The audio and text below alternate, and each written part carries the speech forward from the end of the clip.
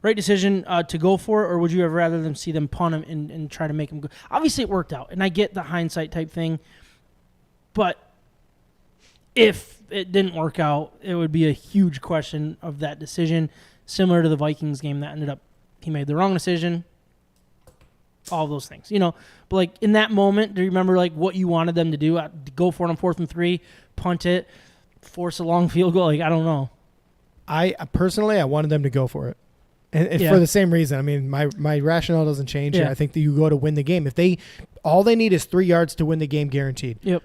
You don't put the ball back in Aaron Rodgers' hands, and then what happens? If the for Packers a chance score, to win the game. And then the Packers score, or if there's like penalties along the way to get them there, it's going to be both the same way. Then the team's going to be mad at their head coach saying, you would entrust us to get 3 yards. Yeah. 3 yards. To win this game. To win the game and not have to then put our defense, who had been on the field for forever, a million times in a row, put them in a bad spot to go lose the game after they played so well. Yeah. I get that it didn't work out. I actually don't like the play call very much. Yeah, I didn't really like the play call. But again, and to bring it full circle, the quarterback situation, that's the reason why Jared Goff is not our future quarterback, because in those critical situations, you can't don't want him to throw. Yeah, you can't trust him to throw. You can't trust him to make a play on his own using his feet. Yeah. Like if you're the Eagles or you're the Chiefs and you have a 4th and 3 situation, if you don't have any wide receivers open, Mahomes is going to make something happen. Yeah. Or he's going to dance around enough until something opens up. Yeah. Yeah. That's a difference that we don't have right now, and that's why we need to get somebody that can do that. Nope, I agree. And honestly, I think I questioned it a little bit. I thought it was the right decision in where you're at in the season. But then I heard his statement at the it was actually today on 97 on the ticket, and it made complete sense. He said, this was the decision that you have 3 ways of winning. It was you get the first down, you can burn out the clock, make them use their timeouts, maybe get in field goal range, you win that way. Or you don't get it, and then you stop them on defense. Or, he said, this was his one of the things that he brought up as an option, is they go down, get a touchdown, we still have all 3 timeouts. And then we can go back, try to kick a field goal to win it. So I liked that answer. It was like, it seemed like he actually thought about it. It was like, all right, is it maybe the analytical percentage decision, 4th and 3, might not be right, but I can see multiple ways of winning no matter the outcome of this game. And I like to keep the ball in your hands, especially against Aaron Rodgers, especially against the Packers. We've seen it too many times. Make a play. And I don't blame Dan Campbell for them not getting it. I blame Jared Goff. I blame the play call in a lot of ways. So looking ahead, I mean, I did want to get a little, but no, I'm not. It's not worth it. And we already gotten the look ahead, so. I don't know. We did. We already did that. We don't think they're a great team. Could they win some more games? Yeah, they could. We'll see. It's encouraging to see their defense, and I don't care how bad the Packers are right now. Yeah. I don't care, because what I saw on the field is young players stepping up and making plays. What'd you guys think about what Aaron Rodgers said after the game? Saying that team? Yeah. What'd he saying say? You can't lose, or we can't lose like that. That game to that team. Yeah, that game to that team. Did that seem like a little bit of a shot? Oh, 100%. Yeah? Does that sound like a shot? I guess. I mean, over the course of history, Detroit's like that team, right? Yeah. Right? I guess, yeah. And right now. I have a question. Do you like Aaron Rodgers? Yeah. As a person?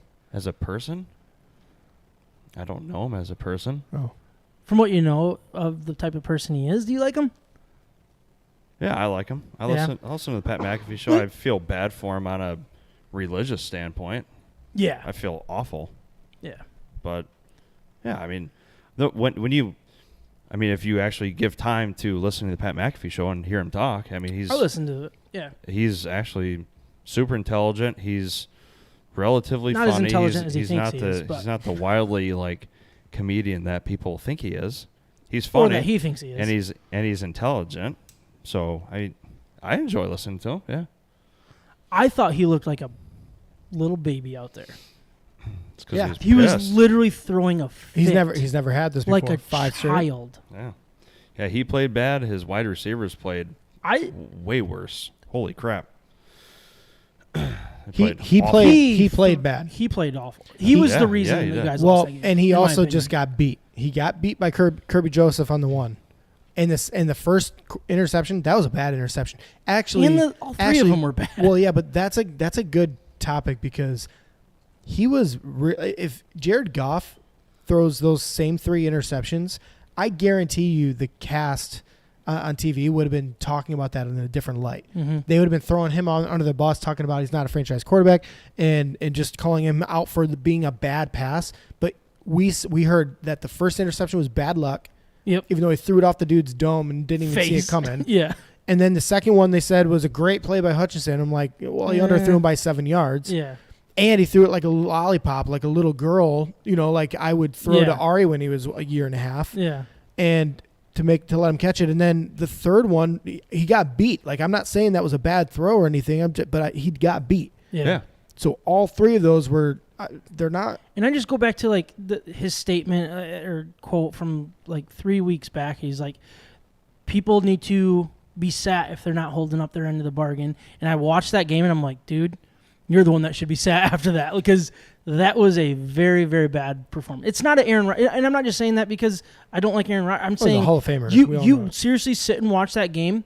If Tom Brady did that, people would be talking about how washed up Tom Brady is. If pretty much if Zach Wilson did that, they'd be like, yeah, he's not a franchise quarterback. He's really bad. Those are some really bad throws. And then for some reason we're watching this game and Aaron Rodgers is throwing a fit like it's his wide receiver's fault. And then obviously there were some drops. I get that. Like, I'm not saying that he has good wide receivers. It wasn't about the drops, really. It was more about routes. But I guess, we don't really know. You can say that they shorted a route and stuff. We don't really know the route. We'll take Aaron Rodgers' word for it, I guess. Well, absolutely, over Sammy Watkins. Holy crap. Sammy Watkins is washed up. Yeah, he's really bad. He's really bad. Yeah, he's terrible. Yeah. But I thought he looked like a baby, and I loved every second I of knew it. you'd love it. He was I was like, watching him. I'm like, literally Sam is loving this right now. Kicking his feet, slamming the phone. I was like, oh, this is awesome. Like, always slamming the phone, and then he puts it back up. Yeah, it's like, this is what I've been waiting for so long. I've been in that position though, and I knew I was kind of a crybaby, like sore loser type of person in college, or in high school it was really worse. But like, I've been there before when you like slam something and then it's like hanging there from the cord, and they're like, you've just got to pick it up slowly. Put it right back on the dock and walk away and just know you're defeated. Like, yep, not only did I lose, but I'm also a dick. Yeah. It was really nice to see. I'm not going to lie.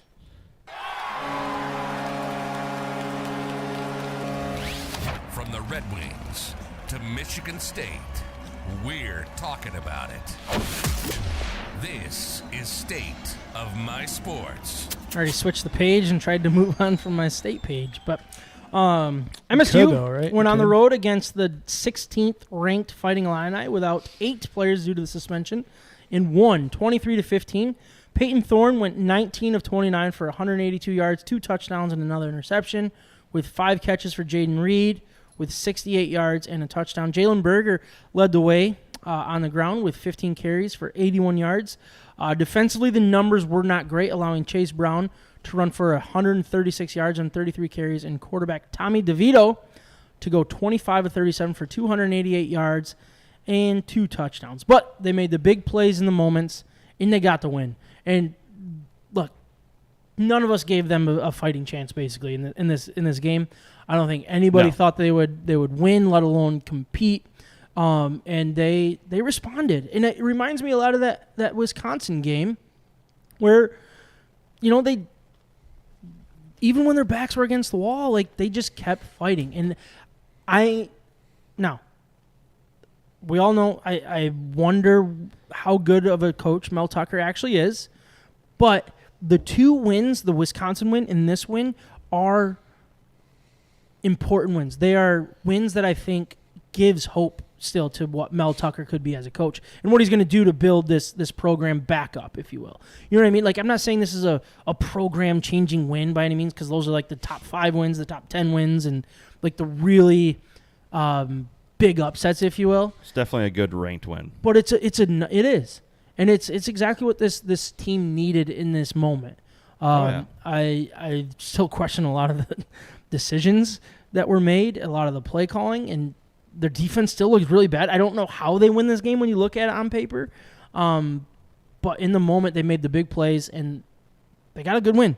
That's basically where I'm at. Like, I don't know how else to really talk about it. It felt like they were about to roll over and die, like they were against Wisconsin, and they didn't. And I think that says a lot about what this program is trying to be, if that makes sense. I think a lot is going to be said about this program and Mel Tucker when he decides on Scotty Hazelton's fate at the end of the season. Yeah. If he, honest to God, keeps Scotty Hazelton for next season, you can call this team and in this. Sorry, he's the OC? He's DC. DC. I think both coordinators should get the can because it's not looking good. I think the offense has looked worse over the last. Sorry, I don't think I should say that. That's probably not fair. But I think they are the bigger disappointment, if you will, than the defense, because the defense is obviously you're changing guys out in left and right. It's constant with the transfer portal and stuff. Offense has the ability to be good. You have the quarterback that we've seen put up. What do you have? 27 touchdowns to 7 interceptions, something like that last year.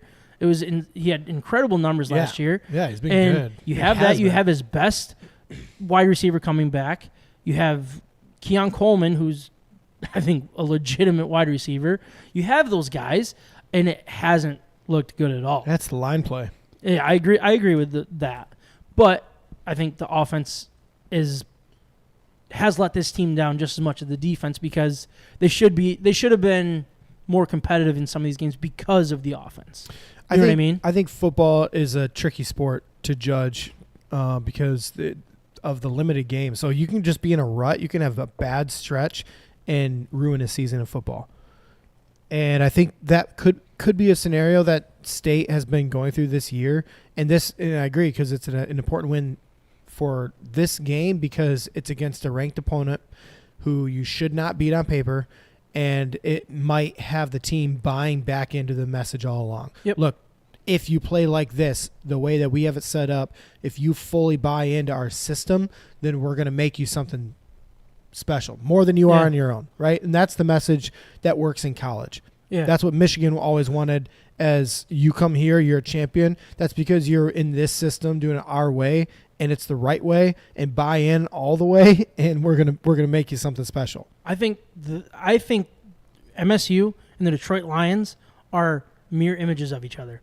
Is you have this coach that you want to believe in, but hasn't proven it necessarily. And I know that Mel Tucker had, 11 wins, and that's proving it in a lot of ways. But what we're seeing now is the complete opposite. And it's like, is it just the lack of talent for both of these guys? And that's what I'm like. And I say that because, like, a couple weeks ago, I was like, man, this is the defining moment here for Mel Tucker, and I don't know if this is ever going to work. But then on the other side of my mouth, I'm saying, well, I want Dan Campbell to work so badly. You know what I mean? Like, if I was a Spartan fan, I'd probably be talking just like I am with Dan Campbell. You know what I mean? Like, you're taking those positives, and I feel like this is a positive. What we saw on Saturday is the positive that Spartan fans should hang their hat on. Yeah. With a little bit of hope. With college football, consistency is king, and the inconsistency you've seen so far is concerning. I mean, it just is. There's no other way to put it. Yeah. We've seen the highs, and the high for Mel Tucker is really, really good. Mm-hmm. And we've seen the low, and it's pathetic. It looks really bad. So who are they? What is the in-between? What's the true nature of this program long-term? I don't know. It's almost the nature of the program for the last 20, 30 years. Yeah. Do you think they lack identity? Is that what you're saying? Yeah.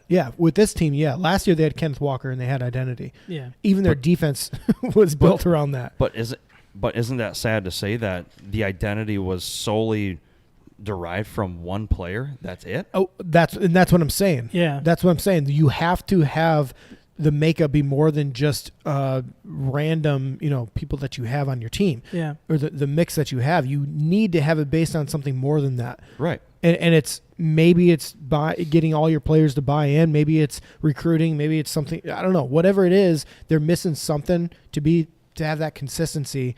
Well, it's either got to be camaraderie, or recruiting, really. What I can tell you is this isn't working anymore from the sideline. Well, it worked on Saturday They because beat Illinois. they kept going and they got those takeaways. Now, and if you really look at it though, that's college football. It's all about your players. I mean, was it Jimbo Fisher? He was at Florida State. Yeah. He's basically built his career off of Jameis Winston, right? And then who was the coach for Auburn when Cam Newton was there? I can't remember his name, but like Gus Malzahn. yeah, like he's built his career off of Cam Newton. Yeah, Joe Burrow's coach in LSU. He's gone now. Yeah, like Eddie all of these O. guys, it is literally about one player, and that's what I think. That's what it looks like MSU could be. But when you get these type of wins where it looks like it's time to roll over and just take it, they're not doing that, and that's where I'm not fully sold that it was only Kenneth Walker. I think there is something there. I do too. I don't know how good it can be. I think their ceiling last year was their absolute ceiling, and I don't know if they could get there again with Mel Tucker. That's kind of where I'm at. But I don't know. I just don't. I know that's a broad, like a pretty You get some big special statement to say players it in there. never and happened. A lot could happen. Yeah. But that's what I mean. The inconsistency is concerning. But they're fighting. That's the type of team, and you have the type of coach that can beat Michigan. Not just the last 2 years. Obviously, we know that they beat them 2 years in a row. But that's kind of your goal is to beat Michigan and then see where things go. If you're going to have teams fight in these type of games, Wisconsin